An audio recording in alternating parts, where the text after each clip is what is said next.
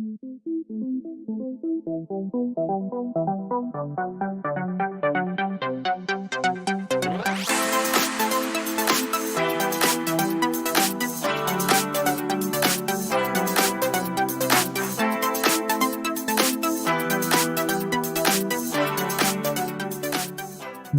buenas tardes de nuevo. Vamos a ver la parte del módulo 2, perspectiva política. Ustedes ya vieron con Soledad la primera parte, toda la parte de rectoría, y ahora vamos a ver un poquito la segunda parte, que es la parte de objetivos sanitarios nacionales. Primero lo que vamos a hacer es ubicar los objetivos sanitarios dentro de las funciones de rectoría. Ustedes ya vieron, y ya lo estudiaron muy bien con Soledad, y vieron que en rectoría había 6 dimensiones, que son la armonización y provisión de servicios, la modulación del financiamiento, la vigilancia del aseguramiento, que eso le llamamos de alguna manera dimensiones económicas. Después hay otras 3 dimensiones, que son el desempeño de las funciones de salud pública, la regulación y la conducción, que le llamamos dimensiones más políticas, ¿verdad? Y que además nos decían y nos referían que es preferible que no sean compartidas, sino solamente sean llevadas adelante por la autoridad sanitaria. Dentro de la rectoría vamos a tratar de ubicar los objetivos sanitarios. Ustedes recuerdan que dentro de rectoría había 6 dimensiones. 3 dimensiones, armonización, modulación y vigilancia del aseguramiento, que estaban vinculadas a la mirada económica. Y otras 3 dimensiones, desempeño de las funciones de salud pública, regulación y conducción, que estaban más vinculadas a la mirada política. Dentro de esta mirada política, dentro de la dimensión de la conducción, es que ubicamos los objetivos sanitarios nacionales. Así como también ubicamos otras cuestiones que también vieron con Soledad. Los requerimientos para la conducción del sistema de salud en base a los problemas que tiene la gente tienen que ver con estas cuestiones de poder contar con información, conocimiento e innovación, ¿verdad? Que es lo que nosotros llamábamos también dentro de la dimensión de la conducción, tener un buen análisis de situación de salud, con el poder planificar y coordinar, o sea, programar acciones, y ahí vimos toda la importancia de los programas dentro del Ministerio de Salud Pública, también utilizar inteligencia, creatividad y compromiso, ¿verdad?, con la mejora de la salud, pero para poder conducir el sistema hay algo que tiene que ver con la función de dirección, con la conducción, y que es el desarrollo de liderazgo y de capacidad institucional. Como ustedes ya vieron, en el Sistema Nacional Integrado de Salud se realizó una nueva institucionalidad que permitiera, ¿verdad?, llevar adelante estas funciones de rectoría a partir de la JUNASA y el Ministerio de Salud Pública. Entonces, el liderazgo es una de las funciones primordiales para poder llevar adelante esta parte de la conducción y esta parte de la metodología de establecimiento de objetivos sanitarios nacionales.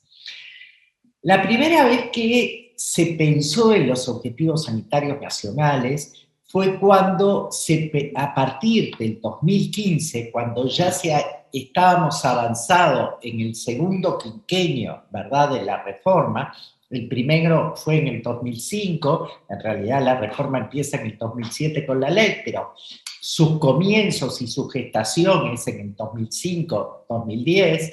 La segunda parte fue en el 2010-2015, en ese periodo, y en el tercer periodo, como una etapa posterior, donde ya se realizó la etapa de cambios en el financiamiento, donde ya se realizaron algunos cambios en la gestión, como por ejemplo la consolidación de la JUNASA y de la dirección del Sistema Nacional Integrado, como una tercera etapa, podríamos decir, surge este proceso de establecer objetivos sanitarios nacionales. Entonces, en el 2015 se empieza a trabajar en esta idea de establecer objetivos sanitarios nacionales. Estos objetivos sanitarios nacionales responden un poco al para qué de la reforma a la salud. ¿Para qué hacemos una reforma en el financiamiento? ¿Para qué hacemos una reforma en la gestión? Hacemos esas reformas para poder tener cambios también en el modelo de atención y lograr determinados objetivos en términos de salud, ¿verdad? Vamos a decir, la herramienta por la cual vamos a medir cómo se mejora la salud de la gente. En ese sentido, en el 2016 más o menos se empieza a trabajar en esta idea de establecer objetivos sanitarios nacionales que se establecieron al 2020, o sea que fue en el periodo pasado, y estos objetivos sanitarios nacionales 2020 tenían que ver con alcanzar la mejor situación de salud de la población, disminuir las desigualdades en el derecho a la salud, mejorar la calidad de los procesos asistenciales y generar las condiciones para que las personas tengan una experiencia positiva en la atención. Si nosotros miramos estos 4 objetivos nacionales, vamos a encontrar que hay una gran similitud con aquellos 3 objetivos o grandes objetivos que planteamos para el sistema de salud. Decíamos que todo sistema de salud tenía 3 objetivos generales y que a esos objetivos generales se llegaba por medio del cumplimiento de algunas funciones, ¿verdad? Ahora es lo mismo, los objetivos sanitarios nacionales que plantea Uruguay no son tan distintos como los objetivos sanitarios de cualquier sistema de salud. Para poder llegar a cumplir o alcanzar esos 4 objetivos sanitarios nacionales, se plantearon 5 objetivos estratégicos. Vale decir, 5 grandes líneas de acción, 5 áreas de acción estratégica, donde se tendría que empezar a trabajar y pensar por ahí para poder alcanzar los objetivos sanitarios nacionales. Estos grandes lineamientos, objetivos estratégicos, están relacionados a fortalecer estilos de vida y entornos saludables y disminuir factores de riesgo, por un lado, en disminuir la carga prematura y evitable de mortalidad y discapacidad, en mejorar el acceso a la atención a la salud, ¿verdad? Pero asegurarlo durante todo el curso de vida, en construir una cultura institucional de calidad y seguridad de atención a la salud y en avanzar hacia un sistema en su conjunto centrado en las necesidades de las personas, ¿verdad? Y no en la conveniencia del mercado o del sistema por sí. Para poder establecer estos objetivos sanitarios como herramientas de la rectoría, se necesitó trabajar en sistematizar información, ¿verdad? Vale decir, lo que nosotros tenemos de información muchas veces desperdigada en el ministerio, la organizamos de manera sistematizada, ¿verdad? Para poder brindarla y poder brindarla con la mirada del sistema, o sea, de poder abrirla por prestador, ¿verdad? Que todos los prestadores del sistema de salud pudieran saber en qué contribuyeron o cómo eran sus resultados en salud comparados con los resultados de salud de otros prestadores. Entonces, información sistematizada, participación. Este proceso no se hizo solamente a la interna del Ministerio de Salud Pública, por sus directores o por sus élites políticas. Se hizo de forma participativa muy amplia, con participación de la academia, con participación de organizaciones no gubernamentales, con participación de usuarios, con participación de funcionarios, ¿verdad? Y con la mirada o con la perspectiva centrada en la población, en la mejora de salud de la población, no en la mejora de la producción de servicios, no en la mejora de la eficiencia financiera, sino en la mejora de salud de las personas y de la población en su conjunto. Bueno, para eso revisamos varios informes, información que tenemos, como de SINADE, de vigilancia epidemiológica, de estadísticas vitales. Se preparó y se presentó por prestador, ¿verdad? Tuvimos reuniones con los prestadores y allí discutimos la información. Bueno, como les decía, participaron prestadores, usuarios, sindicatos, académicos, y centrado en problemas de salud de la población y no en los problemas de las instituciones, ¿verdad? Entonces, en este proceso de objetivos sanitarios, que lo vemos siempre como un proceso de construcción política y de acumulación. Se empezó por un sustento de conocimiento sistematizado que había en el ministerio, pero que se presentó y se colectivizó. Luego, en estos distintos grupos, se llevó a cabo una enumeración de los problemas o de los posibles problemas de salud que tenían las personas, no los problemas de las instituciones, sino los problemas de salud de la gente, y se intentó priorizar, ¿verdad?, los principales problemas. Estos grupos también trabajaron con la academia, en fin, y los sindicatos, los funcionarios y los usuarios trabajaron en la identificación de distintas rutas de salida, de medidas y acciones concretas para mejorar el problema de salud, en términos de morbilidad, en términos de mortalidad, ¿verdad? Y en una visión más intersectorial, no solamente reducida a lo que debiera ser el sistema de atención a la salud,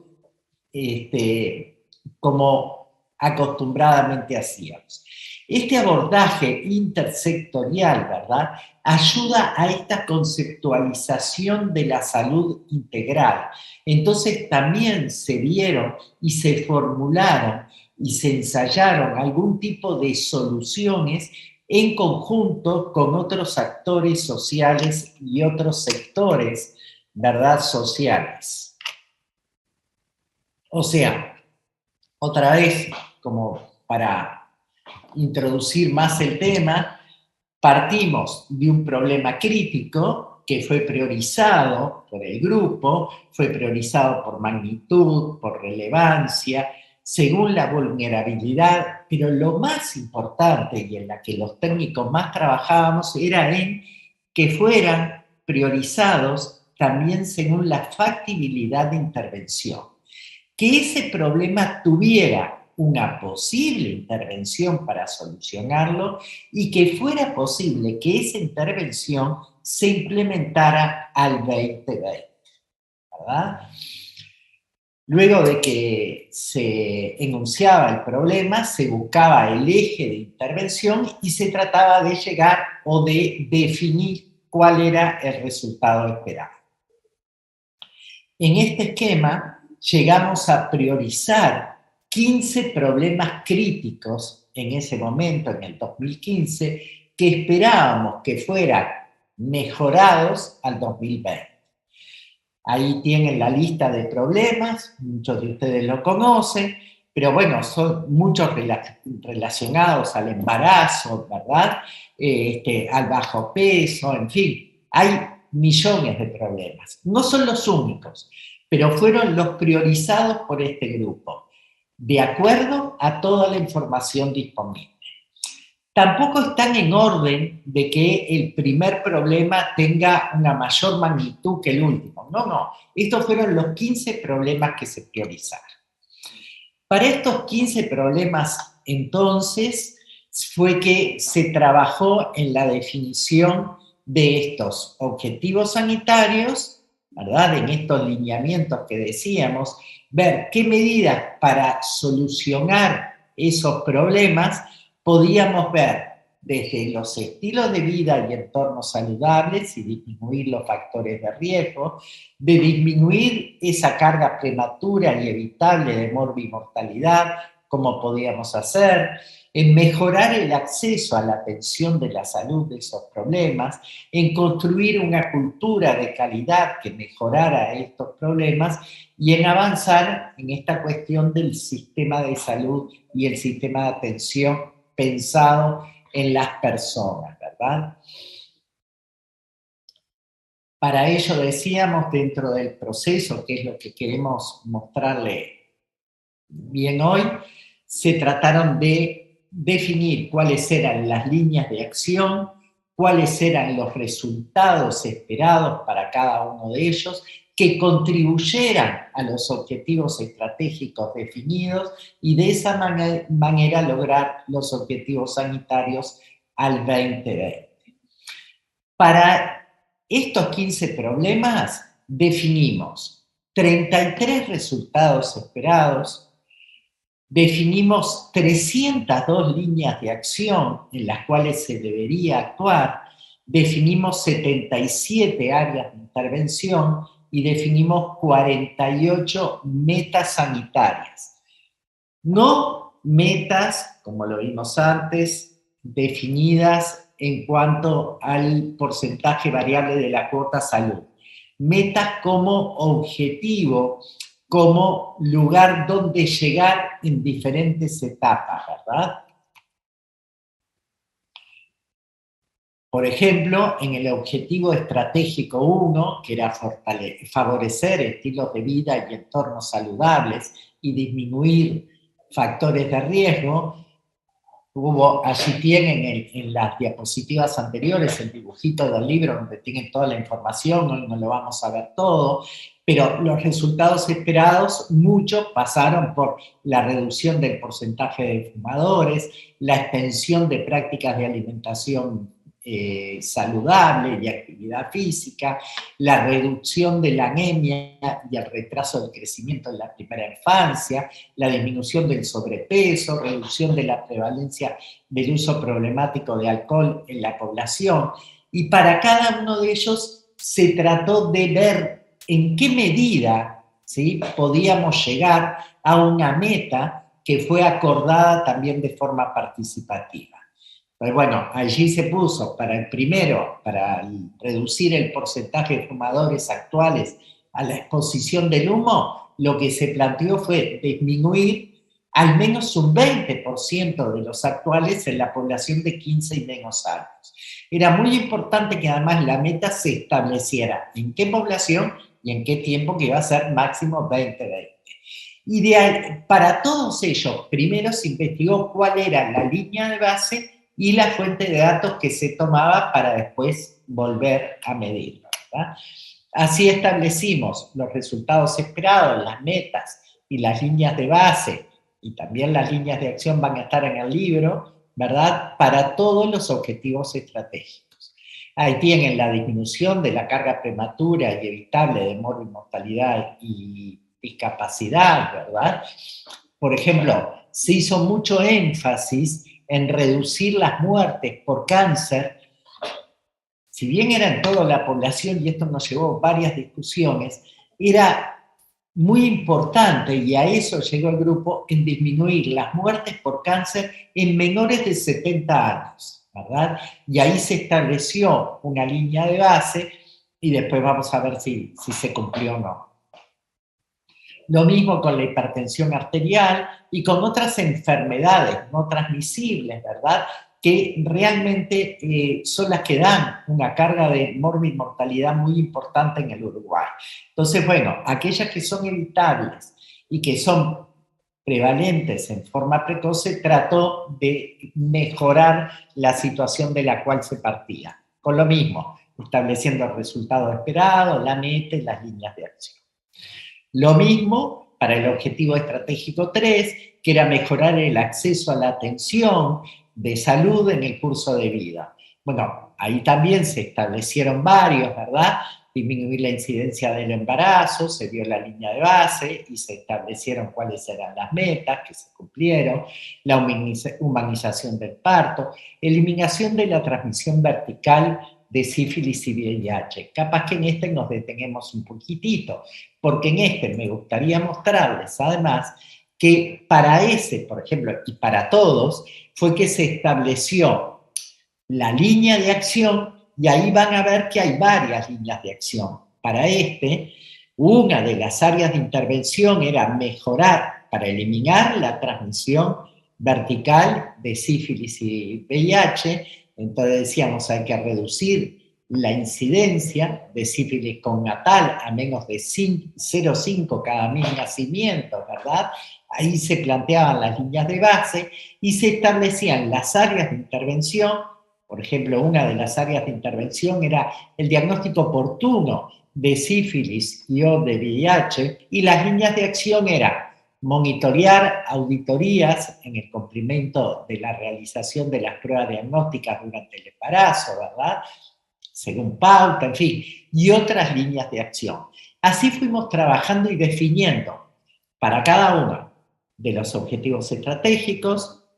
Entonces, como decíamos antes, definíamos el resultado esperado, definíamos la meta a partir de una línea de base, que por lo general nos centramos en los datos consolidados de 2014 y 2015, establecíamos las áreas de intervención y establecíamos las líneas de acción.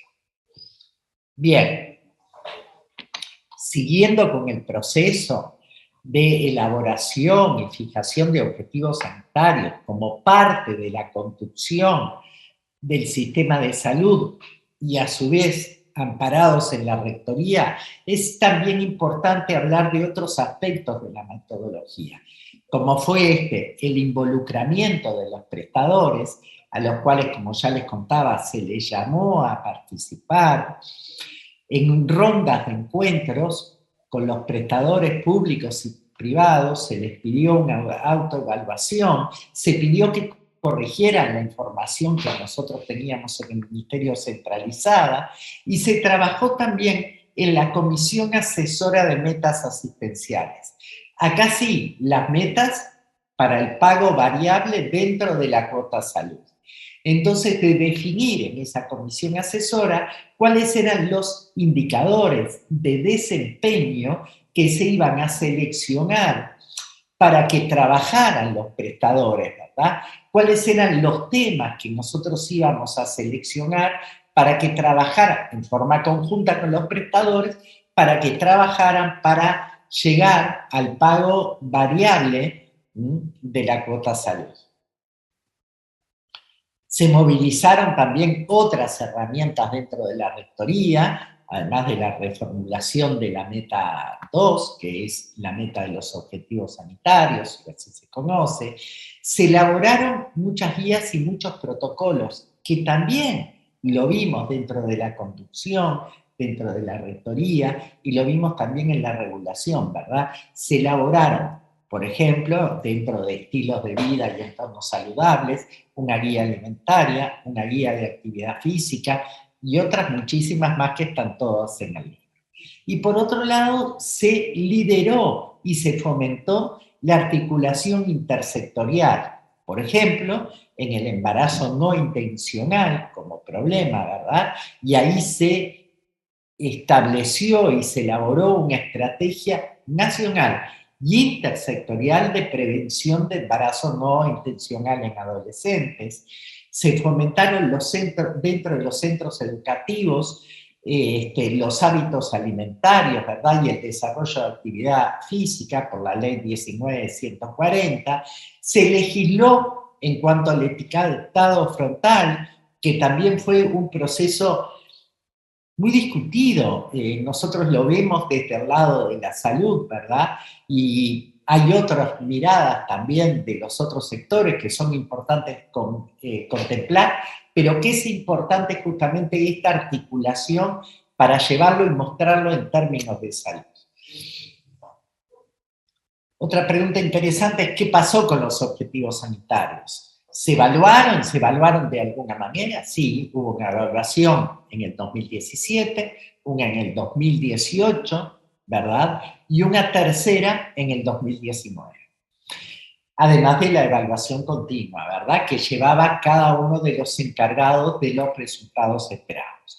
La primera evaluación se hizo para ver el grado de avance a nivel de las metas. En la segunda evaluación lo que se midió fue el cumplimiento de las líneas de acción y de los resultados esperados.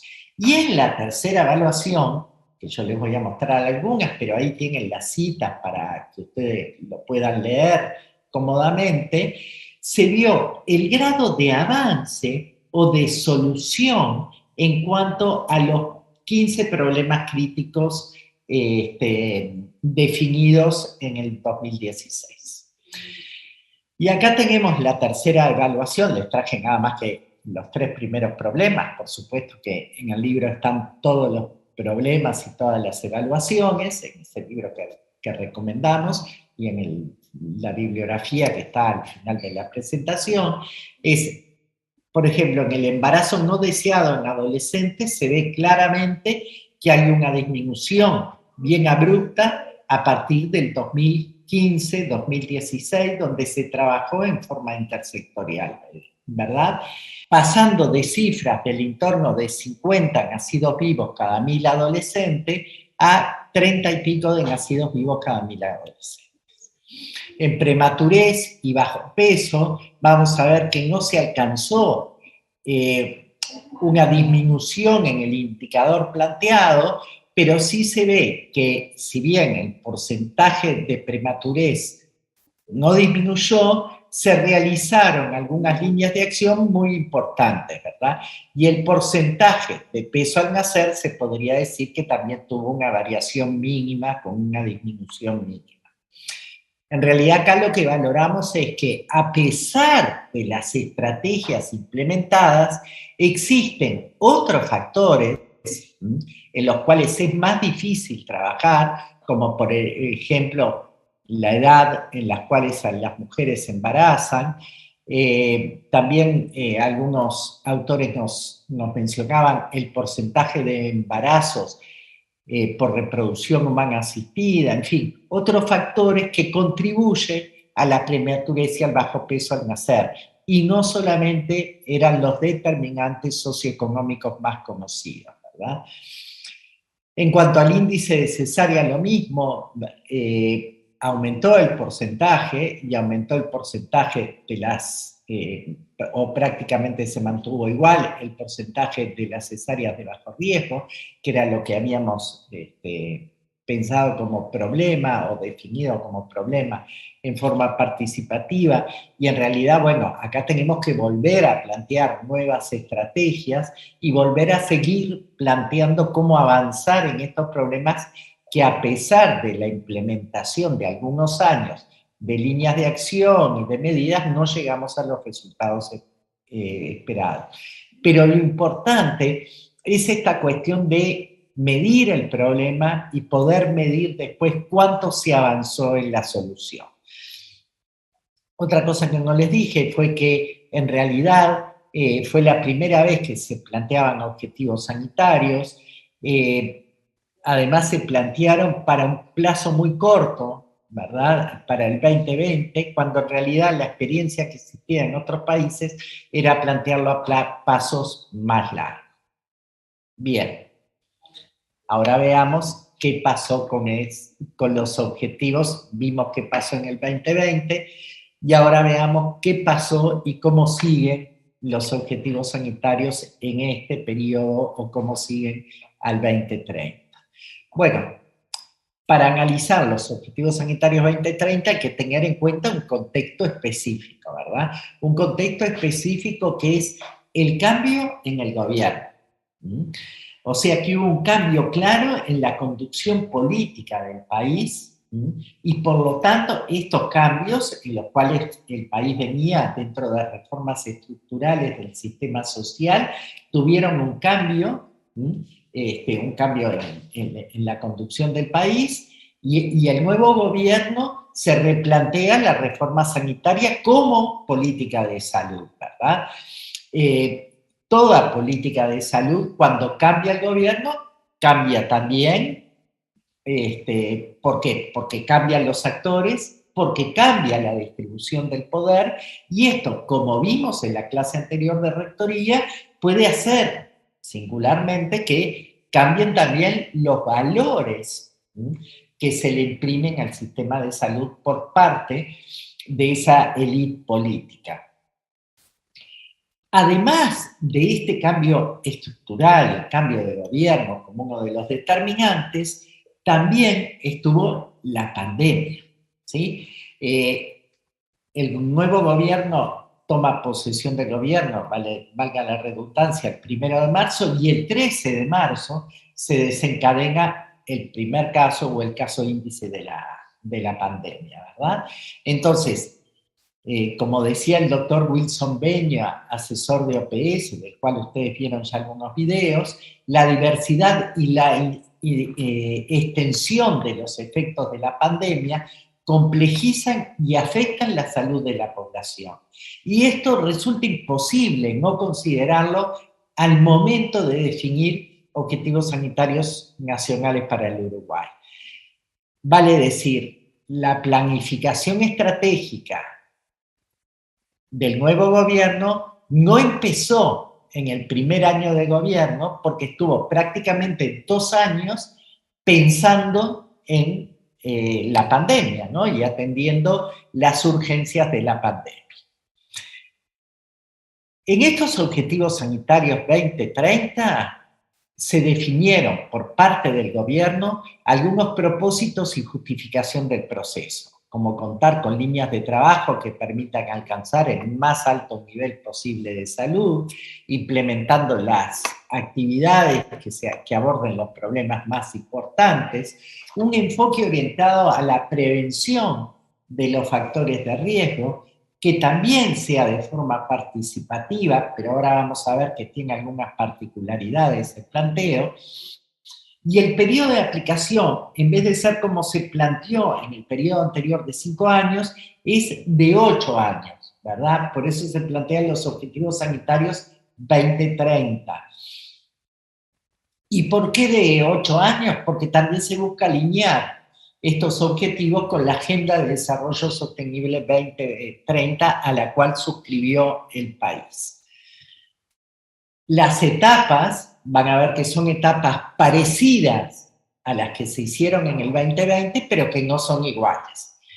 La primera etapa fue la identificación, caracterización y priorización de problemas sanitarios. Esto se hizo con una fuerte conducción de las distintas direcciones del Ministerio de Salud Pública, pero no hubo necesariamente una participación de los actores sociales. Se redefinieron a partir de allí los problemas críticos, como decíamos antes, con esta conducción de las áreas programáticas y dirección del Ministerio. A partir de allí, y definidos los problemas críticos, se revisaron los objetivos estratégicos, ¿verdad? Los cuales quedaron prácticamente iguales, para después trazar las metas concretas. Se elaboró un primer documento borrador de Objetivos Sanitarios 2030, que es el que está en este momento, porque se prorrogó un poquito, pero hasta el 7 de julio, 20 de julio, está en consulta pública y ahí tienen el lugar para poder hacer la consulta, ¿verdad? Y bueno, luego de esa consulta pública es que se va a seguir trabajando. ¿Cuáles fueron los objetivos? Los mismos. Previamente los objetivos sanitarios son los mismos 4 que se definieron en el 2020, ¿verdad? Alcanzar la mejora de situación de salud, disminuir las desigualdades, mejorar la calidad de los procesos asistenciales y generar las condiciones de vida para que las personas tengan una experiencia positiva en salud. Los problemas críticos, en vez de 15 son 14, y de esos aparecen 2 problemas que no estaban antes. Los demás son o iguales o tuvieron una reformulación del problema, ¿verdad? Los problemas 9 son la limitada capacidad de respuesta ante situaciones emergentes vinculadas a desastres naturales y epidemias que afectan la salud de la población. Obviamente estamos en el marco de la reciente epidemia. Y el otro es la morbimortalidad por eventos y enfermedades transmisibles, como tuberculosis, arbovirosis, zoonosis y enfermedades inmunoprevenibles, que también se ha visto que ha habido un aumento, ¿verdad? Pero los demás son prácticamente los mismos problemas, que muchos se han mejorado, pero aún hay un poco más de mejora y en otros no hubo mejora.